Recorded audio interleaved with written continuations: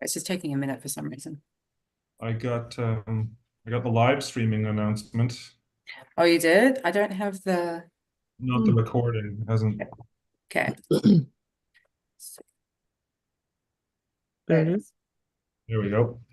Okay. Okay, I think we can call the meeting to order at 4:07 with item 1, the approval of the agenda. Did anyone have any comments on the agenda? I might suggest that I expand the FAC update slightly to discuss the demise of the FAC, but other than that, I think it's good to go. So item 2 is the adoption of the minutes. Anybody have any comments on the minutes? Looks like we have a motion already or a comment. Motion, I'll second it. And then I don't believe we have any public. Okay, so on to item 4, council referral, parking standards for short-term rentals. Daniel?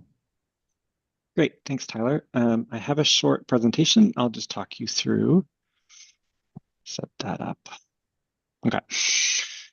Yeah, so I'm here tonight to talk about a council referral of a bylaw to amend our parking standards for affordable housing. Where am I going?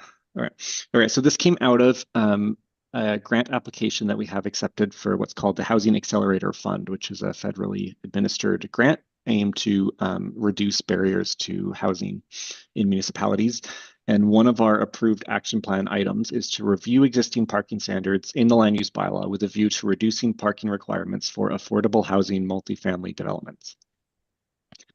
So as a first step in that review, we reviewed the existing parking standards in residential zones on Bowen, which range from the most common being rural zones on Bowen require 2 parking spaces per dwelling unit, and then settlement and village zones require 1 parking space per dwelling unit.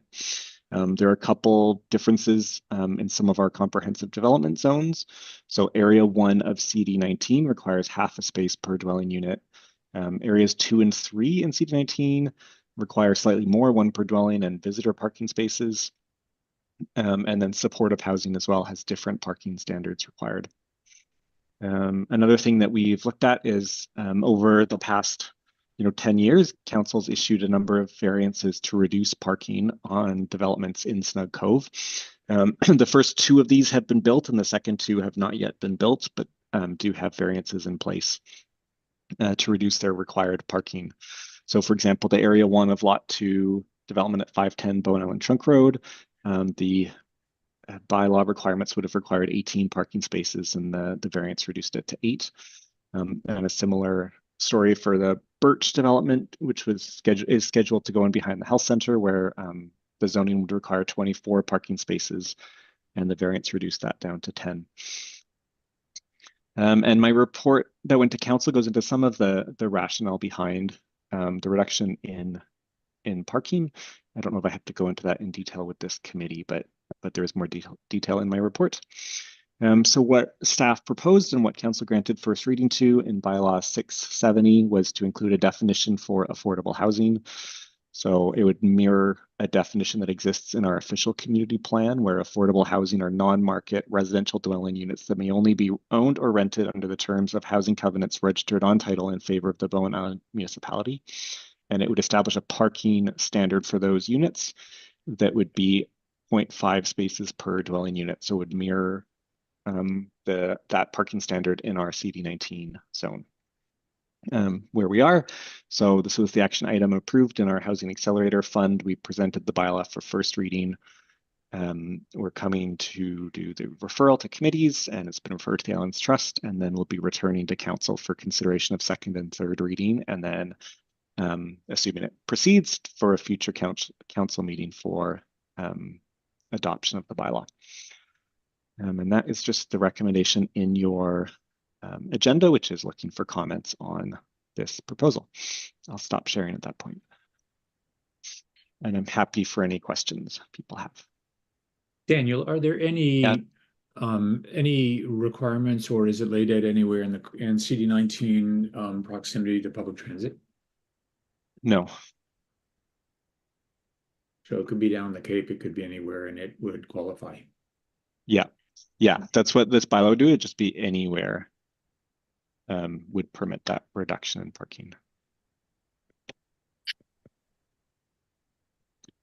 So one quick comment. I just noticed in the agenda, it says parking standards for short-term rentals, and I just wanted to make sure we're clear that this isn't about short-term rentals, it's affordable housing.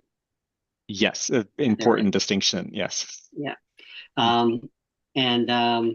Yeah, I support this, understanding that it's controversial, and whenever you have a parking problem, which we clearly have, anything that reduces the amount of parking is usually not seen as a good idea. But at the same time, if we're ever going to, especially with the focus of this committee, if we're ever going to start to solve the problem that we've put the application into the Rural Transit Solutions Fund for, we're going to have to accept the fact that congestion in the cove and lack of parking actually create incentives to use alternatives, which is what we're trying to do.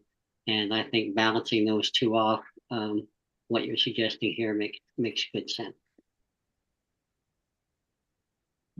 Betty? I've read quite a bit of the background material on parking reductions in other communities, and it really looks like it's recommended that you offset that reduction with planned parking in other areas. So things like keyhole parking, adjacent parking lots are a best practice, and that it doesn't necessarily reduce the number of cars people have.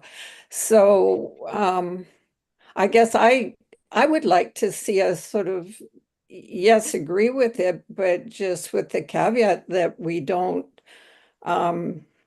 totally rescind the responsibility for providing parking. And I think the example of that is where Integrated Health is in that apartment building, and what a zoo the parking is there. And it's not just for the people who live there, although obviously they're overnight parking, but it's also the businesses and the delivery trucks and all those other things that are causing really dangerous conditions for people trying to walk. And we are trying to create a walkable community. So those two for me don't really work. The overused street parking and the vision that we should be a walkable community. Thanks. I struggle a little bit too, just trying to keep into like the Transportation Advisory Committee. If our focus is transportation, I think the challenge is parking.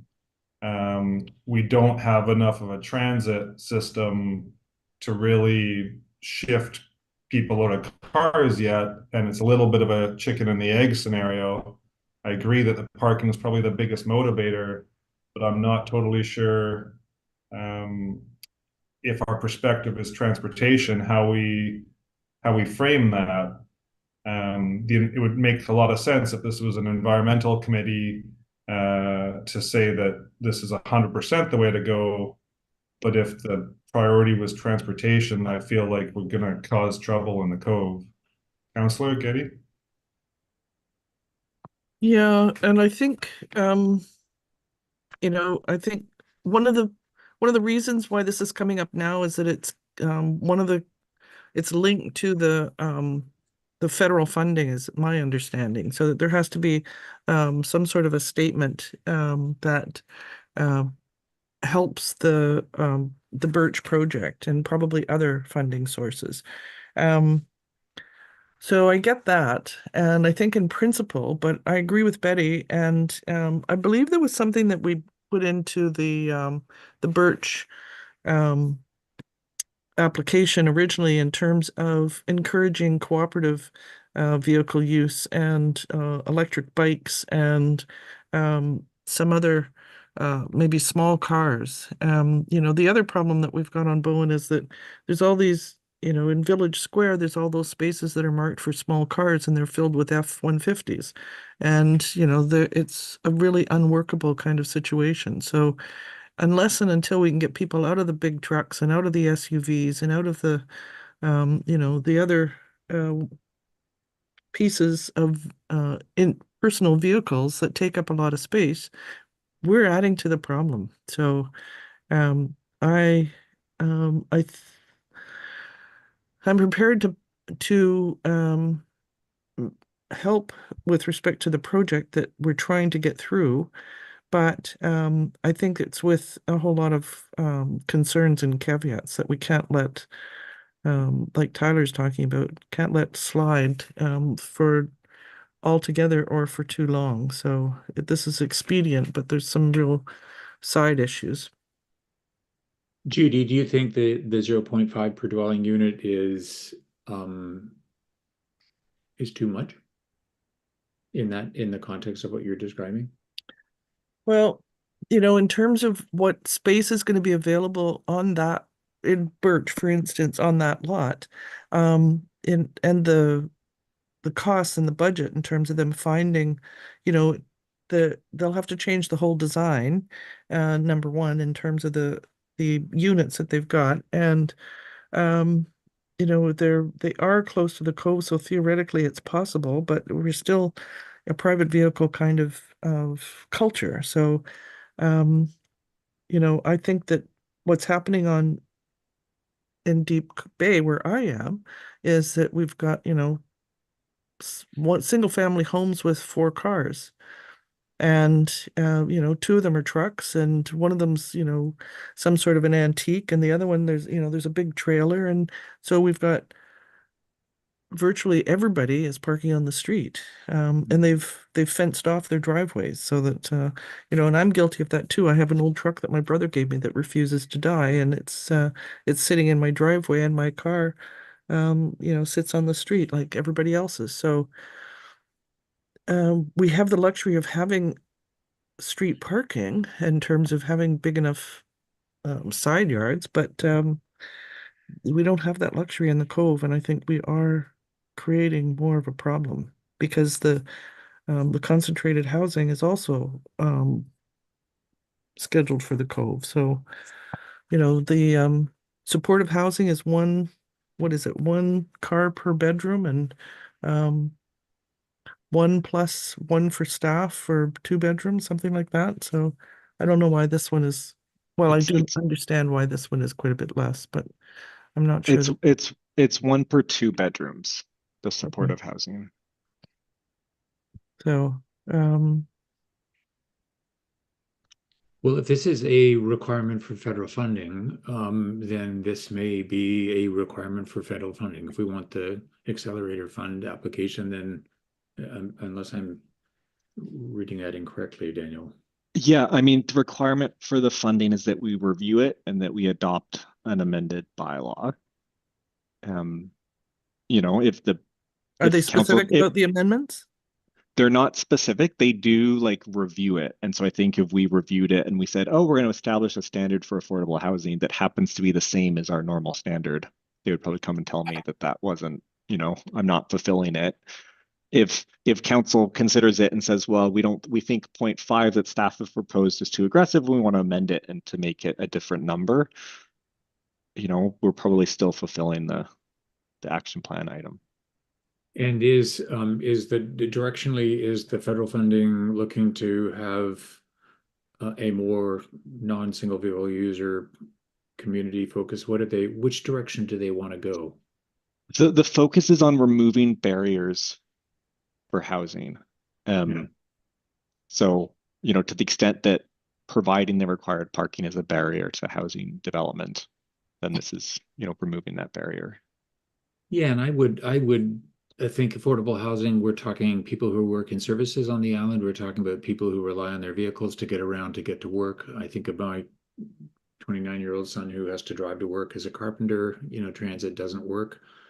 So I think we've got to we've got to look at the type of people as risk laden as that may be, but you have to look at the demographic that might be in affordable housing and meet their needs in the immediate term without, I think, at the risk of using the word social engineering, kind of trying to have the tail wag the dog. I mean, if there are people who could not use these units because they're not allowed to park there, then we're kind of defeating the purpose of affordable housing.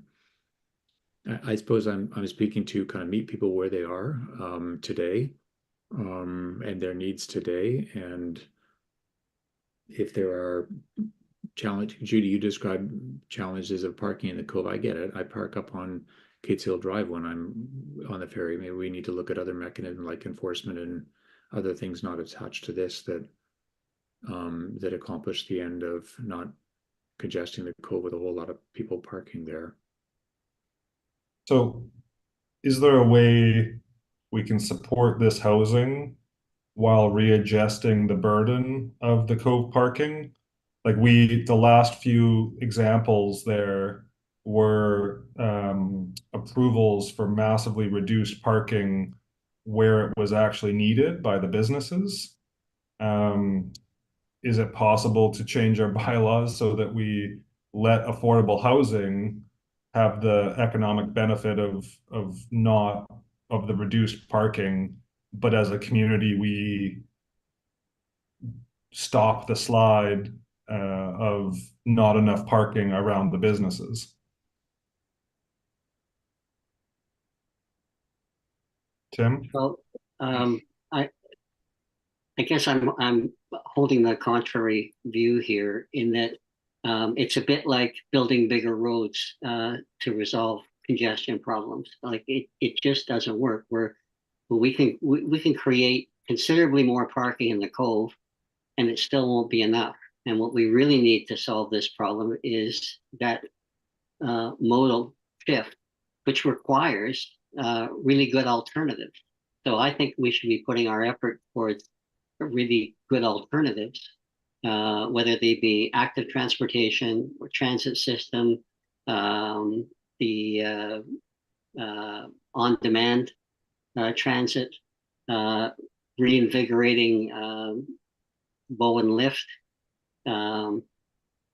just all those things that would actually move us in the right direction with the parking that we've got now, and recognizing that we can increase parking quite a bit. We'd still have big trucks parking in small spaces. We'd still have, pretty much all the problems we have now. And if people are, wanting to move here, or they have a job here and they need a place to live, and owning a car, which may not be an option for them anyway, but if owning a car is an option, they're going to look harder at the other options if they can't park anywhere. The other side of this is trying to get some revenue from parking to reduce, paid parking. One example that I see every day is Seniors Lane, and the shortage of parking for that integrated health building means that people park all the way down Seniors Lane, causing lots of problems for the people who live there. And there's lots of concerns. So, maybe we need to have, no parking signs there, or resident only stickers or something to that effect. But I just don't think increasing parking is our best move. Not really talking about increasing parking. It's not making the problem worse. Yeah, I think I see your point, Tim. This is, build and they will come. But I think if this is specific to parking units for affordable housing, I think we want to constrain our focus to that rather than saying we're going to contribute to overuse of single occupant vehicles and that. I mean, one could also say that to the extent that contractors can't afford to live on island and people swinging a hammer can't afford to live on island, then the ferry is packed with contractors coming onto the island. So even you kind of it's whack-a-mole. You kind of push it down here, it'll pop up there. I mean, if we want to make affordable housing on island for people who work in services and people who weren't earning the kind of wage that affordable housing requires, a lot of them are going to need a car to get around to their work. Some can work in services and businesses in the Cove and walk. But I'm just kind of a little reluctant to go with a view that says let's engineer it so that people shouldn't need a car. I'm not sure that we can really control that. This is about affordable housing. Do the people who live in it need to have some parking? I think they do. If there's kind of other knock-on effects of making that parking available, then I think we might want to look at other mechanisms to address those rather than penalizing, if you will, the people who want to live in affordable housing and may need to park there. Just to reframe us a little bit. Sorry, Betty, go ahead. Go ahead if you want. I was just going to say, so we are talking about affordable housing, but we're going to change the bylaw, correct? The zoning. Yeah. This is not like a specific case only that we're considering. We're making recommendations on the path forward. The specific recommendation is about affordable housing in the path forward. So we could take into account, what we think is the demand of affordable housing, or what is the likelihood that the Cove will be developed out fully with affordable housing, and weigh that a little bit against what will be the eventual impact. And I am in favor of affordable housing, so trying to make this work it would be my goal. My worry is not with the affordable housing as much as it is with the whole area. So how we get past that, I'm not sure. Betty? I guess I'm sort of like to shift it back to the transportation part of this question. I guess I felt like I'm not opposed to reducing it for affordable housing, but I would like somehow to be able to also send the message, but that's not enough, that we need to be mindful of our active transportation plan. There's no pullouts for buses. There's no delivery areas for these people that aren't driving a car, but they have to get, their kids and the bikes and the groceries and stuff home. There are offsetting services that we need to be providing in the Cove, whether it's for active transportation using the bus, or people being able to park somewhere besides lining up in front of every house along every possible side street in the village. So I feel like it can't be a standalone, that this committee needs to say, well, but this is impacting transportation, congestion, and safety as a whole. And Seniors Lane is a great example, which was what I was referring to Tim. I watch people park below the pharmacy and take the dollies with all the stuff across in front of the ferry lines into integrated health. It's nuts. And then they're parked on both sides of that lane as well. Do you want me to bring up the draft recommendation that I did, just to see if we want to start making some Sure. points in there? Yeah.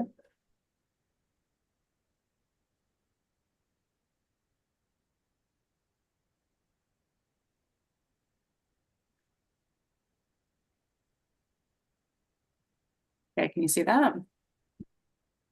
Yes. Yes. Yeah.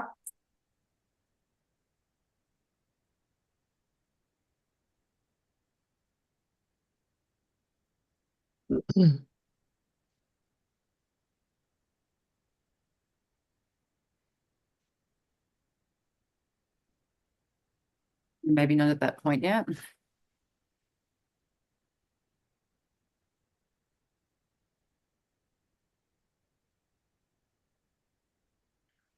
So that gives us room to provide comments. So I like all of the issues that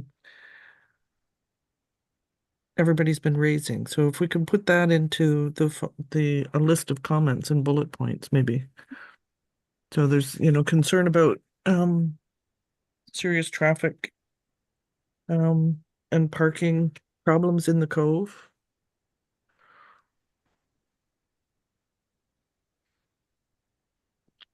Wanting an emphasis on active transportation so that pedestrians and strollers and people with on bikes Turbo bikes. aren't negatively impacted. I mean, if the message is to council that we do a better job of some of the transportation plan elements around Seniors Lane, like we did for Cardina, with some bus pullouts and some proper curbing and things like that. That might help with strategic planning. What else? What were the other concerns if we list them? I guess I don't have words yet, but in the modal shift or supporting the transition away from single vehicle use needs to be pursued to offset this lack of parking.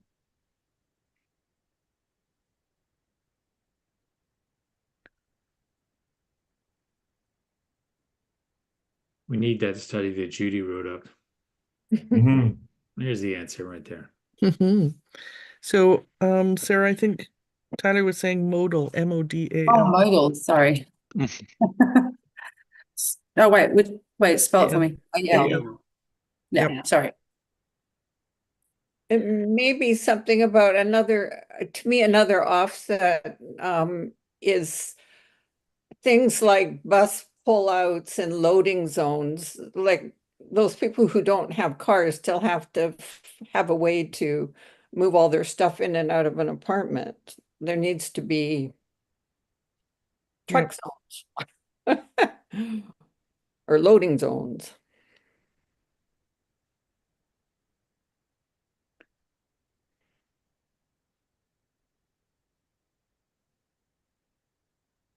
And look at offset parking. I mean, that's a huge challenge in Snug Cove. If it's not owned by the municipality, it's owned by Metro.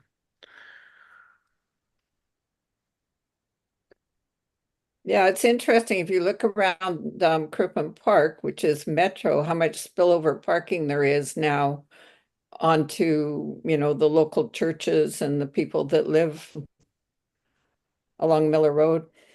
Yep. I mean, it goes both ways.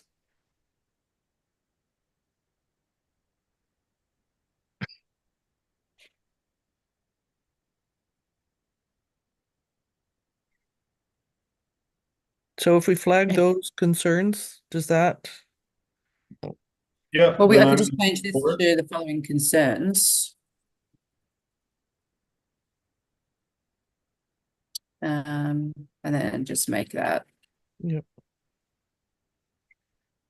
serious traffic on the cove.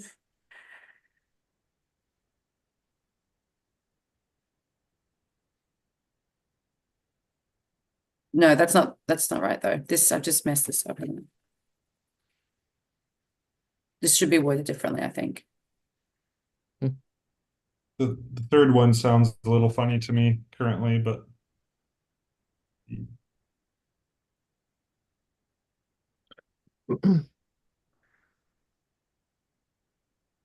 So the active transportation plan sort of applies to all of those things, but maybe the second bullet can say, keeping in mind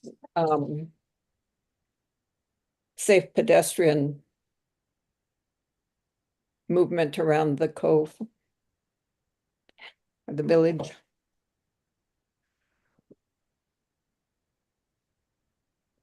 That Modal shift. Is it facilitating or sort of we want them to put more effort into that modal shift. The Yeah, it's almost like, needs an active, a verb. yeah, further support for the modal trends, the modal shift Yeah, from, and then, yeah. Away, yep, shift away from, From, or modal away shift from. away single- from, yep, Yeah, That, yep. yeah. yeah.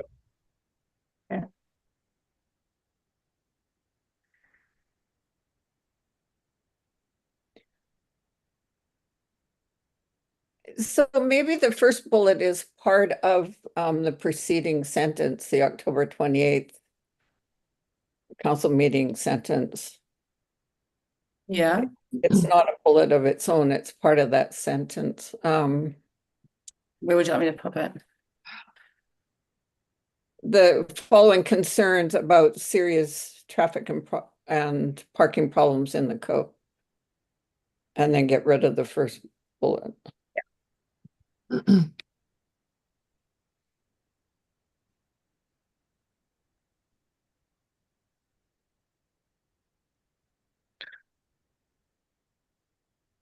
So, question for Daniel, if I may.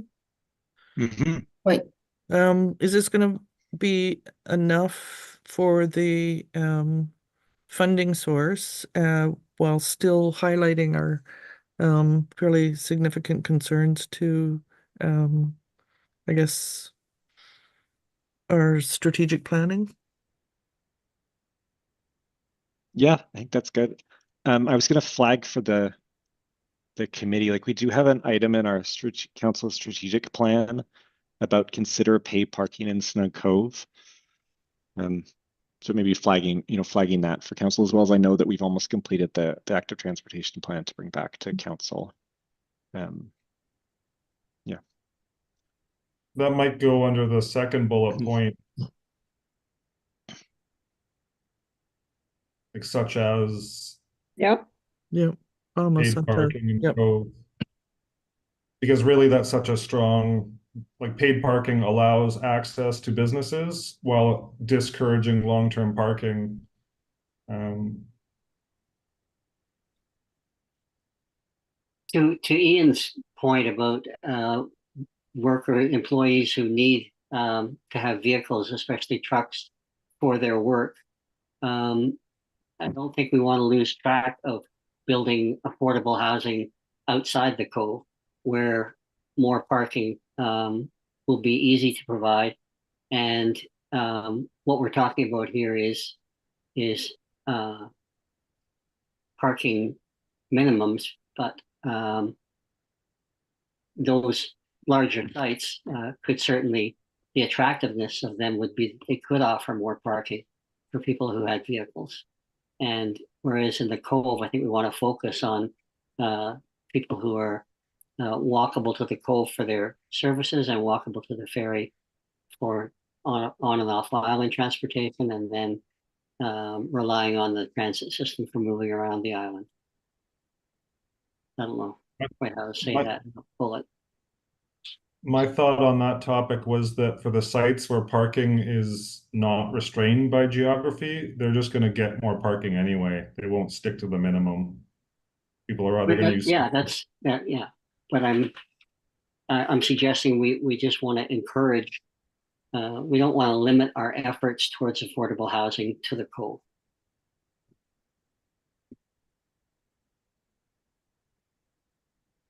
No, but we're trying to pass on encouragement for the bylaw change to support projects underway, right? Right.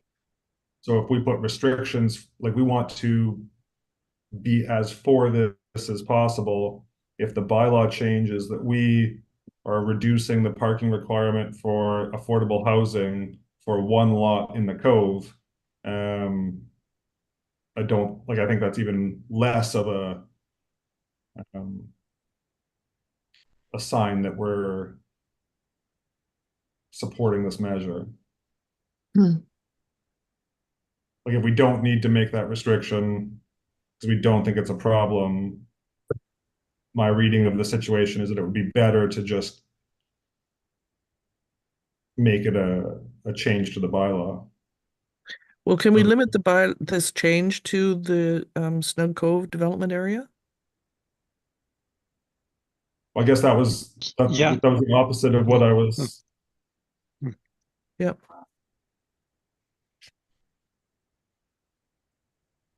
Like, I mean, that would be possible to craft a bylaw for that. If that's the recommendation, then that could be, and the bylaw could be amended so that it only refers to, certain zones.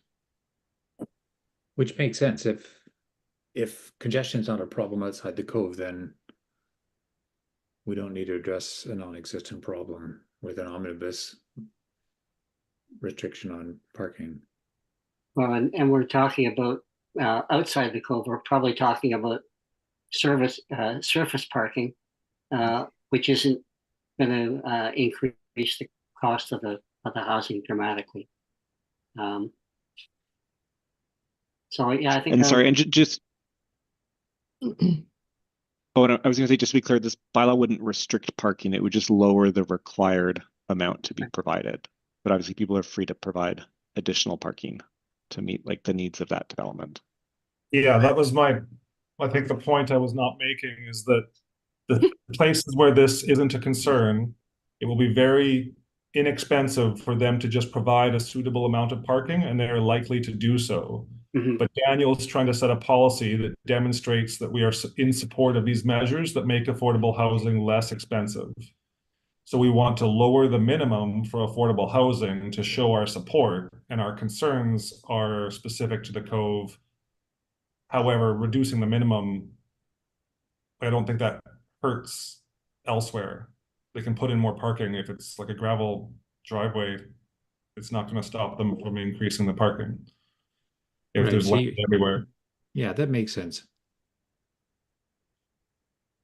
So the directionally is that you want to signal that you're supporting more affordable housing, but not requiring expensive parking, but that does not limit a project developer to provide it. Should it be financially workable? Yeah, correct. That makes sense to me.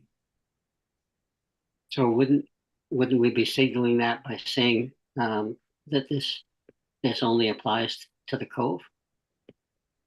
No, I think we are restricting our support for making it less expensive to building affordable housing because we're only reducing that requirement because this is a burden on affordable housing. Parking is a barrier to housing. So the more parking we ask for, the more it is a barrier. It increases the cost of housing. So to be in support of affordable housing, we want to decrease this requirement as much as possible. We're all talking about the downstream effects of reduced parking in the Cove specifically. But to support affordable housing, we would want to make this the requirement everywhere. Agree. Okay. And we do specifically mention the Cove in the body and the text, so our concerns are covered. Yeah, I think we need to fix the support do not part there, right at Yeah. the top. We do We support. support. Yeah. Yes.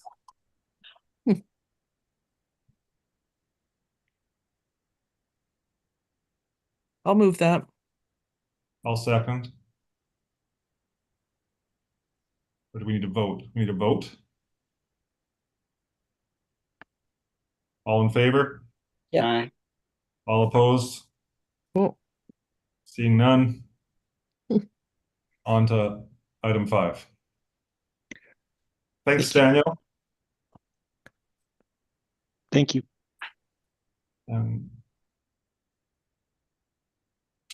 The Rural Transit Solution Fund, whew. expertly crafted with much appreciation. Oh, thank you. The edits were killers. And Sorry.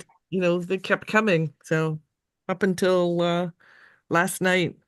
So I'm not answering my emails anymore. But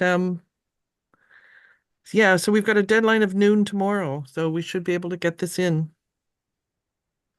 Okay, do we need a motion to support or anything? I have one if you want to, just to make it all official if you want. Yeah, I think if there's concerns at this stage, it's you know, major edits and or whether or not we should you know, be doing this. So we have support from council and we have support from the RMP, and I think my recommendation would be that we go ahead with this. But if there are any major concerns, that now's your last chance to say them. I don't have a concern, Judy, but just looking at what Sarah's written there. I know that this is a planning grant. Can you sort of put some words to what it actually is so that when any of us turn to it later, we remember? Okay, and put some words into the recommendation. No, just what the Rural Transit Solutions Okay. Fund provides money to do. Okay, so there's two streams, and one of them was for capital expenditures, and Patrick Graham put in an application to get some funding for the multi-use path, and he just heard recently that we were not successful with that. The other stream was for planning and research, and they had left that open and said that there was I think originally something like $5 million. I can't remember the amount, but they hadn't put a deadline on it. So this was the procrastination effort in terms of this would be a good idea, but you know, I never got around to it. And they suddenly came up with a deadline of November the 28th. So it was like, I guess there's proof that I work best to deadlines. Tim was incredibly helpful in terms of getting Patrick Weiler's letter of support. And basically what we've applied for is to hire a consultant to have public meetings to update our transportation plan and take into consideration that there are no visitor statistics that were looked at. And that the report that our transportation plan was based on was 2016, and a lot has changed since the pandemic in terms of both the increase in population and the number of people working from home and using all the services on the island. So the on-demand system that TransLink had tried just before the pandemic worked very well. And if we can get support for that and or increase services and more routes in terms of this, all the development that's happening on the south of the island and possibly even into Tunstall, get some statistics in terms of where people have landed and are living and whether or not they would use it. So funding for 940 hours, which is roughly a 6-month contract, and to get somebody to some professional that would have some credentials that would help us write an update to our transportation plan. And then we've got some professional stats that we can use when we ask TransLink for more services and talk them into just, you know, lend us some of your buses that are sitting idle in parking lots in Richmond, and we'll figure out how to find some drivers and do minimal operation costs and increase and improve the transit system, the bus system in particular on Bowen. So I wrote about the single vehicle congestion in the cove, particularly when the boat unloads, and the problems with the scheduling with the buses, and the difficulty that we have with the volume of visitors that are coming over and looking and using the buses, and as well as they want to talk about vulnerable groups, and so I did highlighted. There's a long list, and we just chose all of them because any and all of them would be affected. But I focused on the seniors who have got the little blue cottage in terms of their seniors keeping young for all of their activities. And so that was a good example of plus the new health center, plus the new community center, and all of the services that are being focused on the Cove. And it would be quality of life for the residents in terms of being able to come to the cove more easily and not have to worry about the congestion and the parking.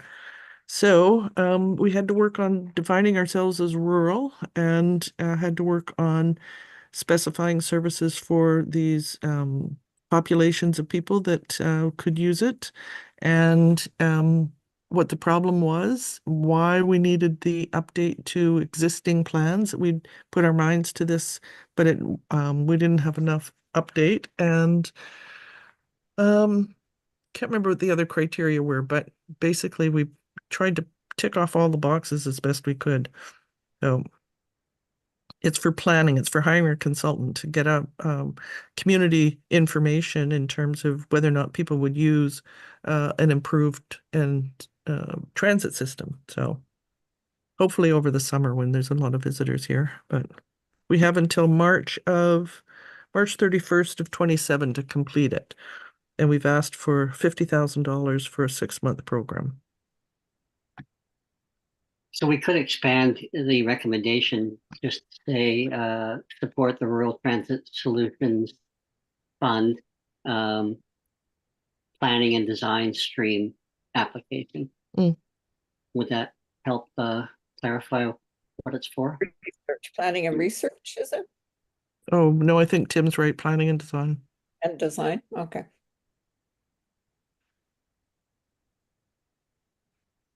With no amendments, do we need and amended, or is that boilerplate? I didn't have a way of presenting the final draft, and that I'm left with staff. So it's going to be amended from the one that you have actually seen. Not materially, but I had to shift things from the bottom to the top and answer questions more directly. So there are some amendments. So I think presented and amended. Okay. Should any of this be capitalized, Judy? Is that an official term, or Sorry? should any planning and design stream, should that be capitalized, or is that? Yeah, maybe comma, planning and design stream, comma, application, Yeah, okay. or not, leave out the second comma. But I think it should be capitalized because it is right Yeah. in the title. That is what it is called.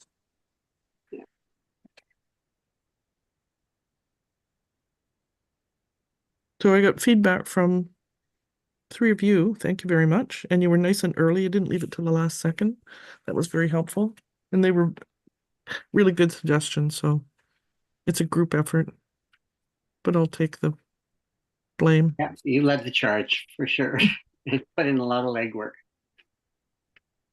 Okay, well, I'd move this. Second, All in favor? All right. None opposed? Great. Thank you very much. Thank you, Judy. Thank you all. Thank you. Fingers crossed. yeah. Next we're on to item 6, update on TransLink Compass card transfer times. We have some successful correspondence that we got Yeah, back. So I think everybody, I sent that out to the committee, so everybody's had a chance to look at that. And yeah, Aaron Deems really came through and responded to our request, and it had to go back and forth a few times. And ultimately, Tyler, I think, got assurance that it was as he thought it was intended to be. And it did identify a problem we have with the card reader on one of our buses. So anyway, it's all good. Success. Excellent. Item 6.2, I've got the Ferry Advisory Committee update. We have correspondence dated November 13th, and to be honest, I've totally forgotten what that one even was. Okay, I think I included that. It was hang on. It's on the other. It was an email that came through to me as communications coordinator regarding some new engagement they're going to be doing. Well, and that's what the press release I think Uh, it was just a precursor to what was happening. happened today yeah. or yesterday. Yeah, Okay, so is that was probably what cued the quote from the mayor. Mm. So yeah, if anyone hasn't heard, that they came out on Monday and announced that they wanted to bring to an end the existing Ferry Advisory Committee system and spend the next, whatever it is, 5 months between now and April 30th, developing the system that will replace it. Not necessarily excluding people who are in FACs right now, but establishing a new framework for this to occur. And some of the points that they mention are wanting to broaden engagement, like using more online methods, since that was reported in surveys done mostly online, that they wanted it to be mostly online. So that might be self-fulfilling. But this has been taken as quite an insult by the other FACs in general. I'm definitely more neutral. This may or may not be an improvement because the current system is not working very well. And I actually have some notes jotted down. Maybe I'll just stumble through here. So I think that the current system is not currently defined in a way that leads it to be successful, and that there's no limits on what the FAC is to discuss. I think that I would put the undefined role covering kind of three major categories, and one just being general public-facing place to receive comments and complaints. So that category would include like large-scale public engagement, like public meetings, or going on Facebook and receiving hundreds of complaints and trying to package that for BC Ferries. I think the scale of this is far too large for a committee. I don't think it's effective. I also don't think the FAC is a visible enough committee in that kind of public space that people are aware of that point of contact. And so for that reason, I kind of agree with BC Ferries that this shouldn't be part of an FAC. The second area of engagement or advocacy that I'd say isn't working is that surrounding major infrastructure and service level decisions. And I think I've spoken about that a few times in this group. BC Ferries does not seem to view the FAC as a stakeholder or valued partner in those conversations, and issues in that category don't receive meaningful collaboration. For that reason, I'd say that category just doesn't work for the FAC. I think that for those conversations to be meaningful, regional stakeholders such as municipalities, MOTI, and the provincial government would need to be involved. So I, again, kind of agree that this isn't working in the FAC model. The third category would cover issues where the input of an informed user base is helpful. BC Ferries is a super complicated system, and sometimes there are issues or points of friction where the public and the organization struggle to communicate because they don't share enough of like a mutual understanding. So I think the FACs are really valuable there. That might cover schedule adjustments or community needs, mostly topics where some sort of compromise is required, and an informed user perspective is valuable because it helps the organization find the compromise that best fits the community. So I'm hoping that that's not lost going forward. I think there's a few issues across all the categories that have things that do and don't work. I think across all the categories, the FAC provides the benefit of a continuity of discussion. Issues that are raised are followed up upon, and outcomes can be discussed, years later. Where if you move to public engagement through the internet, that tends to be a great dumping ground for people's immediate displeasure, but there's not really a mechanism to have a follow-up conversation. you can't track down people who make angry Facebook comments a year later and dive back into it. And then I think another area it doesn't work, the FAC doesn't work, is just the fact that there are discussions happening across all sorts of categories and topics that the FAC has been really interested in, that BC Ferries has no willingness or ability to act on. And I think that that contributes to a lot of volunteer attrition and reduces enthusiasm. And I think that that could be improved if they move to a model that was more project-based.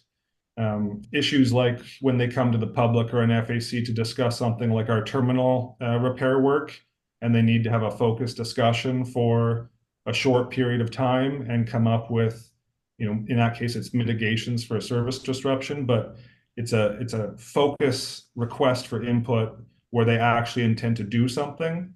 I thought that those moments were quite successful.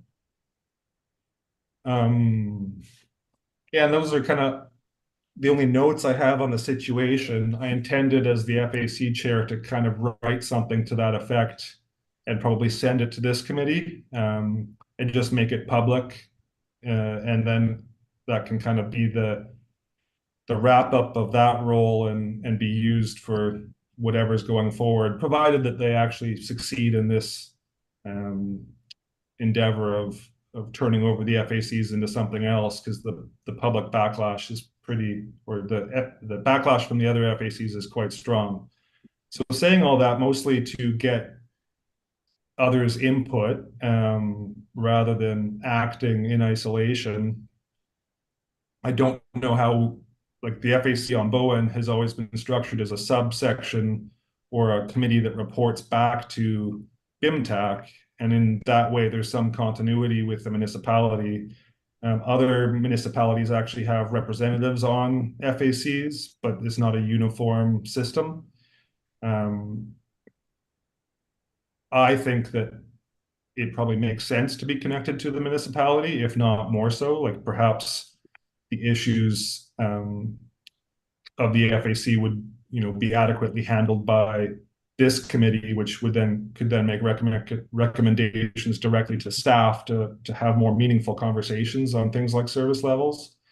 But yeah, definitely open to comment or input on all of this. Wow, I think that's really a thoughtful reflection on the work you've been doing for quite a while, and I hope you can find a really targeted and receptive audience at BC Ferries to deliver it to. Fantastic, thank you. I think that they've heard me. I think my complaints are probably one of the voices that encouraged this decision. I don't know that they've rolled it out in a way that saves them any pain. I think if they had framed this as a need to restructure the FAC group and had focused on that, it might have gone over better. But to simply announce the end of the FAC, I think all the other members took it quite personally. And even if you read the quotes in the newspaper, I don't remember which article it was, but some of them, the first quote will be from an FAC member saying that they haven't even asked us to help them design the new system. And then the next quote is from BC Ferries saying, we're going to spend the next 5 months working with these people to design the new system. So clearly in the last 2 or 3 days, emotions are high and understandings aren't aligned. But some of the fear and criticism could very well be valid if you move to a strictly online engagement where you're targeting mass public and you're not listening to voices of residents who have a completely different experience of the system. A lot's going to be lost. So it could just as easily go backwards and be worse off after. There's no kind of guarantee of an outcome here. But the system wasn't working before. There were some successes, but I think my action list with BC Ferries in the last few meetings is probably 50 to 100 items long. We spent the last successful meeting with BC Ferries just cleaning out the list to things that mattered most. But nothing's really happened in 2 years. Tyler, are you picking up that other FACs will be proactively, grab the pen and get to work before BC Ferries comes with its own system to say, here's what we would recommend in the spirit of I think redesign? I think I'm the only one who's looking forward to just getting on with the redesign. I think most of the comments I've heard want to keep what exists. I think it doesn't mean like there's no distinction to me whether if you're going to change what exists or you start with a clean piece of paper. It's what's the phrase, distinction without a difference. It needs to change because it doesn't work. Well, And if this whether- is, yeah, and and thank you, and I, laud you for your kind of balanced approach rather than just reacting negatively. And I look at the mayor's outreach to the community 2 months ago, and kind of what, the barrage of communications that went to BC Ferries as a result. But it does strike me, particularly if other facts are more in reactive stance, that there's an opportunity for Bowen to give input to what the new system could look like. And this is a massive issue for our community. I mean, it's huge. Probably the single largest, not necessarily on island, but certainly the impacts of our ferry. I won't go on. We all know, but I sense that maybe there's room for us to step in. If others are going to just be grumbling and complaining, then we could get. I mean, under your guidance, this is really your call on whether you think there is a role for us to play in saying we make these sick recommendations while other people are grumbling. Well, maybe we can step into that vacuum. I think we don't even like they're asking us to be there, and I've never worked with somebody at BC Ferries as an individual who wasn't pretty good to work with. Like, varying from pretty good to great, they've all been reasonable people trying to do a difficult thing with, the public facing department is something like 4 people. So there's all sorts of challenges. I think they want to find something that works. And they're inviting these FACs to participate in that. I knew that they were going to get, like, for something like this, it was obvious that they were going to get a negative reaction, but the level of negativity and not even kind of seeing the invitation to make it what you want seems significant.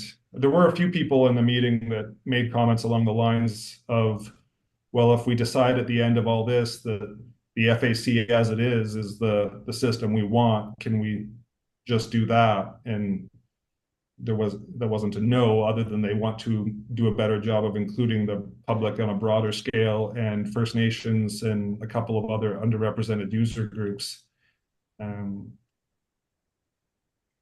What I'm hoping for with this new system, and I think we've kind of gradually worked up to this with our comments that we've sent from Bowen specifically, is that the issues are different in the various islands and the various routes.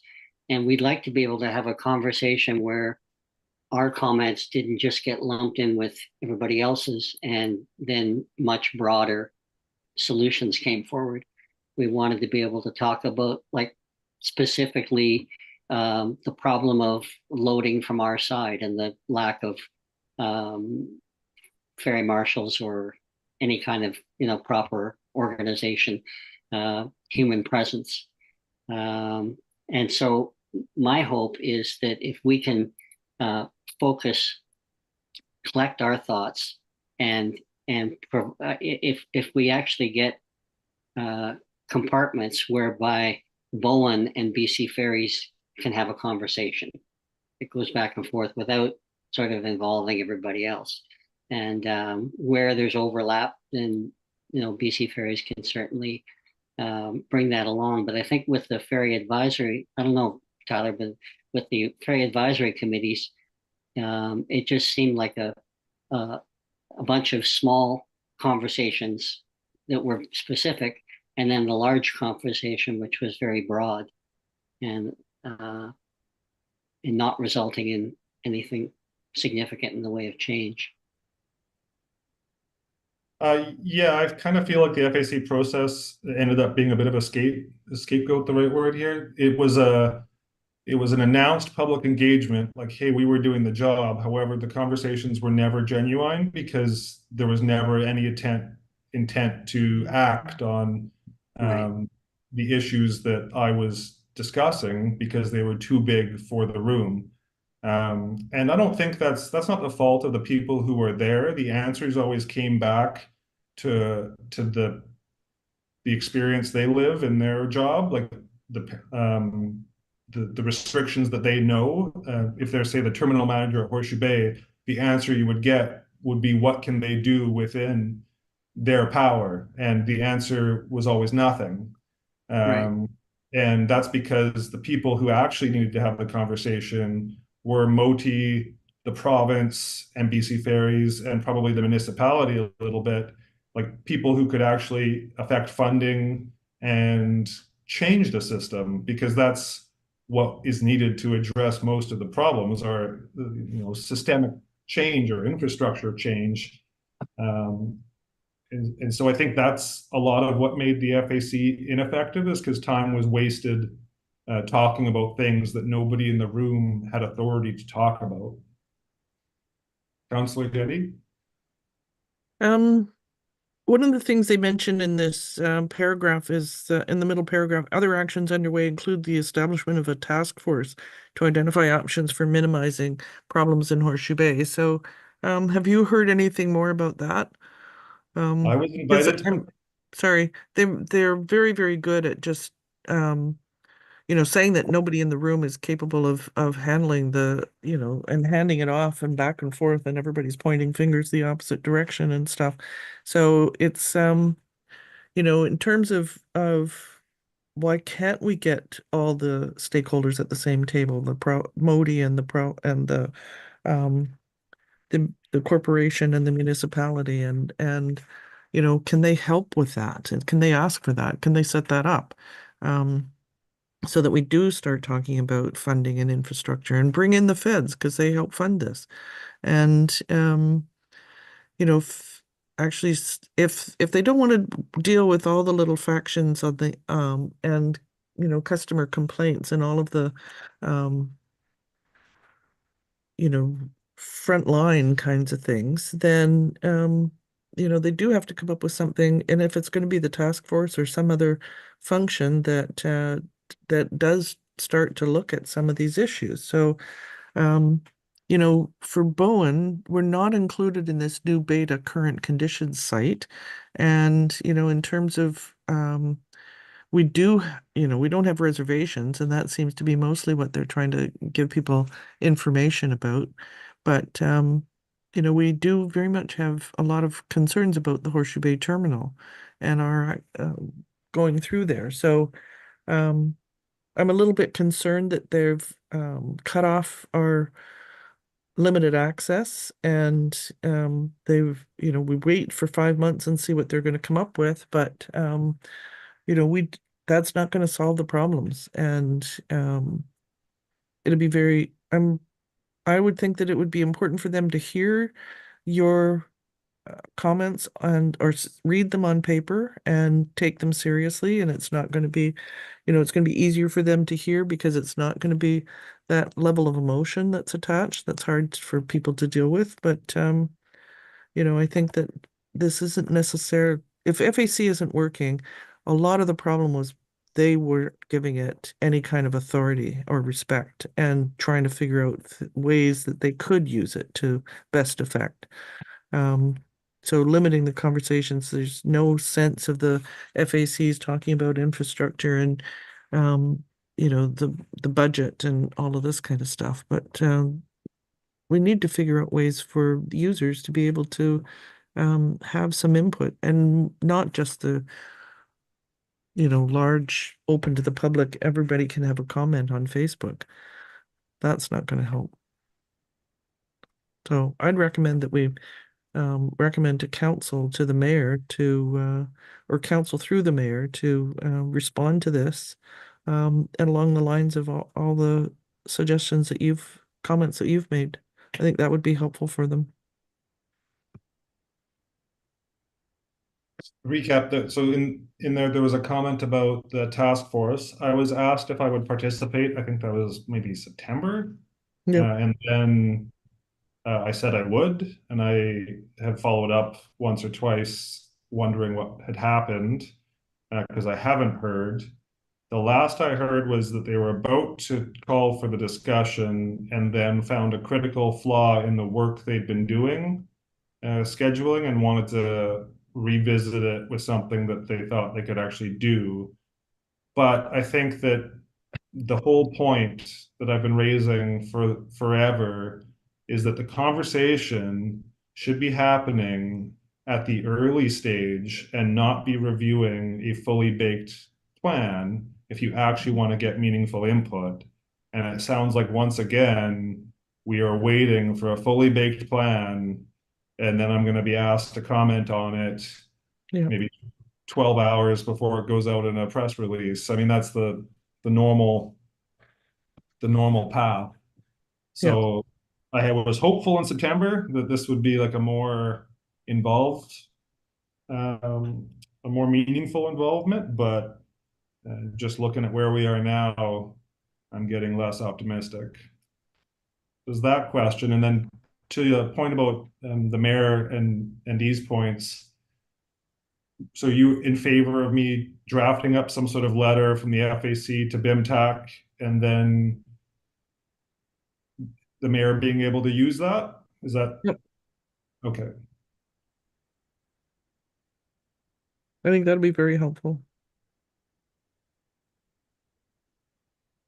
Okay, so the action item there is that Tyler is to draft a letter to be sent by the mayor. Well, it's going to come from the FAC chair, and it'll be maybe to the committee and mayor. But it's going to be an open letter because I should probably say something. I think we just lost you.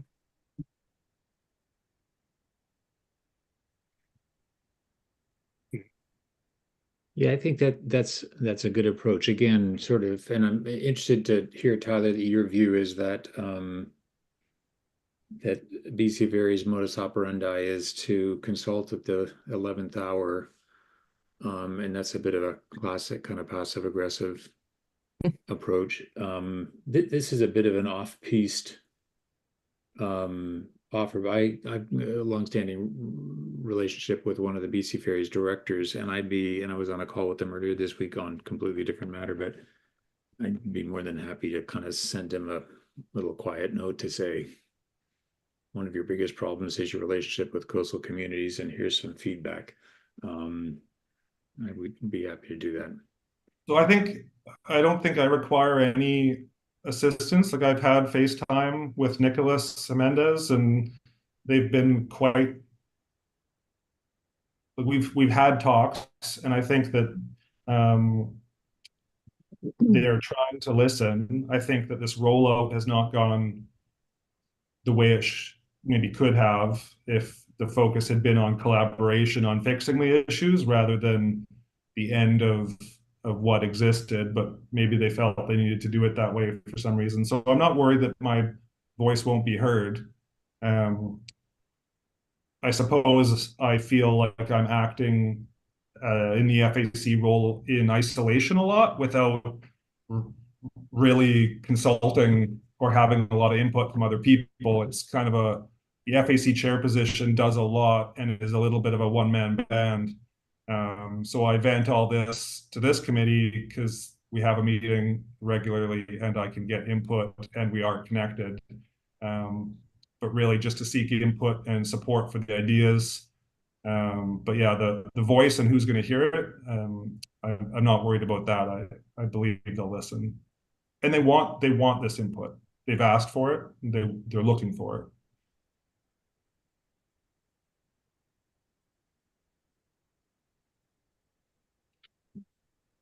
Any last comments on that one? Do you want a recommendation?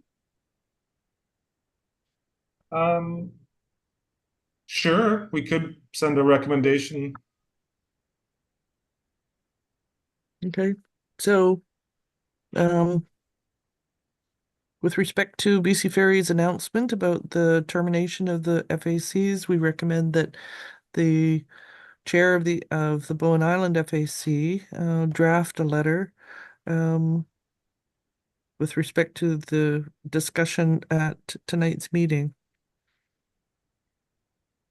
What's your word there? Was it abolish? It wasn't abolish, it was less. Cancel? Terminating? Termination. Thank you.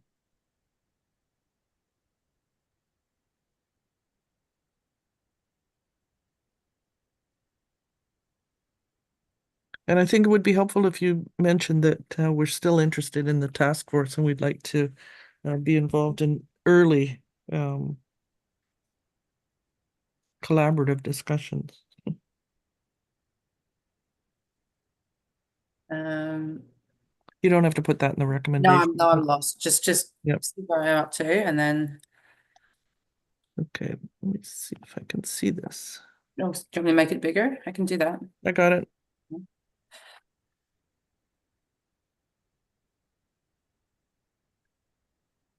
Recommend that. The chair of the FAC, of the Bowen Island FAC, I think just, oh yes, probably. Yeah, Bowen Island. Yeah. draft a letter To to BC Ferries outlining our concerns as discussed at today's meeting. Is that general enough? Yeah,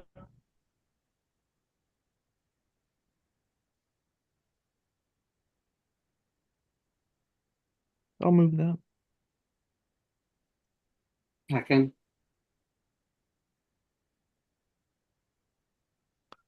Is that enough, Tyler? yeah, that's enough. I'll reach out to the FAC members for input, but either way, it'll either come from just me or it'll come from the group if they agree, but I think it'll be either way. okay, let's save this and get out of here. Okay. Item 6.3 was council and committees, general update. I don't think I have any updates beyond everything we've talked about today, which has been keeping us busy. Okay, and then there was 6.4 was staff update, and Patrick's name was to it. The only announcement we got at council yesterday was, or Monday, was that that rural transit fund application for capital was denied. I received a copy of that. Is anybody interested in looking at that? The application that went in? It's for active transportation in the multi-use path. I would look at it. Are there other ongoing opportunities to reapply? Not so far, but Patrick Weiler seemed to think that it was oversubscribed and they might be putting more Be open? money Yeah, into it. I would read it. Summarize it for the group. Yeah. Send it to everybody. Okay. Yeah. Wasn't as well written as mine, but what the heck? Oh, sorry, Patrick. I didn't have a lot to update on. I guess the main thing is that we did get approval from council to award the tender for construction of the next phase of the multi-use path, which will be about a 300-meter off-road section from the end of the current path, which is just past Artisan Lane, joining up with Grafton Road. It wasn't council supported it, although not unanimously. There was some concerns about the cost. It's quite a bit more costly than the previous sections we've built. We're getting into some difficult terrain. But we do intend to proceed with this, so we'll have some momentum there to continue the project. We've also applied for additional grant funding from BC Active Transportation Infrastructure Fund and also from TransLink. We've heard that we've been receiving money annually from TransLink to put towards these types of projects. And we've heard that due to their financial concerns that you might have heard about, they may not be continuing that program past 2025. So we'll just have to take what we can get and look for any other opportunities that arise. We probably, based on feedback from this group and from council, we may be skipping a section. So from the end of the project we're planning to proceed with now, up past Charlie's Lane around that first S bend would be even more costly to construct because we would have to realign Grafton Road and do a substantial amount of rock removal from the cliffs on the south side of Grafton Road. There's really no ability. We've looked at all of the available options, and just due to the steepness of the ravine on the north side of the road, there's really no opportunity to move that edge of the roadway any further north or to do any off-road construction through the ravine. So our next focus would probably be on the section past that first S bend up to Grafton Lake, up to Forster Lane, where it would join up with the section that the developers will be building. And that's probably going to be in the next year or two that they'll be building that. We also have to develop some more, and we're putting this in for hopefully budget approval next year, is to do some additional planning and design work for the remainder of the Cross Island multi-use path, so that we have more options when grant opportunities do come up. They typically want to have designs and at minimum Class C cost estimates for projects that are being submitted. So we're really beyond this current section up to Grafton Lake. We're really lacking that, and that's a gap that we'd like to fill to give ourselves some more options. I guess the other thing that's going to be happening, I believe on December 9th, is that the active transportation plan will be brought forward to council for approval and adoption. And then we can, up till now, the Cross Island multi-use path has been taking all of our resources.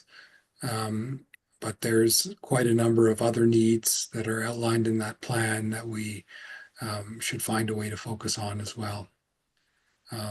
I should mention that when I mentioned the expense of the next section, I mean, it is costly. It is, however, mostly grant funded. And there was also an approval from council to direct a portion of the climate action funds to fund our portion of the project. And then there's a small amount of essentially taxpayer funded municipal contribution on top of that, but that amount is fairly small. That's all I really had in terms of an update. If there's any questions or comments, that would be happy to talk about it. Thanks, Patrick. I don't have any questions. Does anybody else? No. No. All right. So that's just the last kind of placeholders on the agenda here, new business, information items, and question period, of which I think we have none. The next meeting, are we going to try and schedule that, or?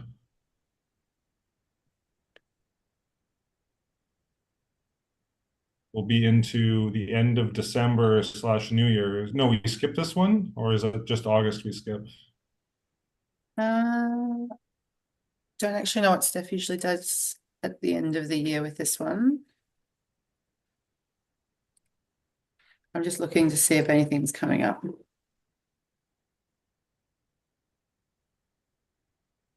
I don't see anything scheduled through into next year at this point. Should probably poll in January, or yeah, in January for one in February. Or Yeah, I would end of- think so. How about I look into that and maybe you receive a poll from me? What would your preference as a group be? The Tuesdays, like our usual Tuesdays, has kind of settled into a routine for me. It's the first Tuesday of the month at 4 or 5 p.m.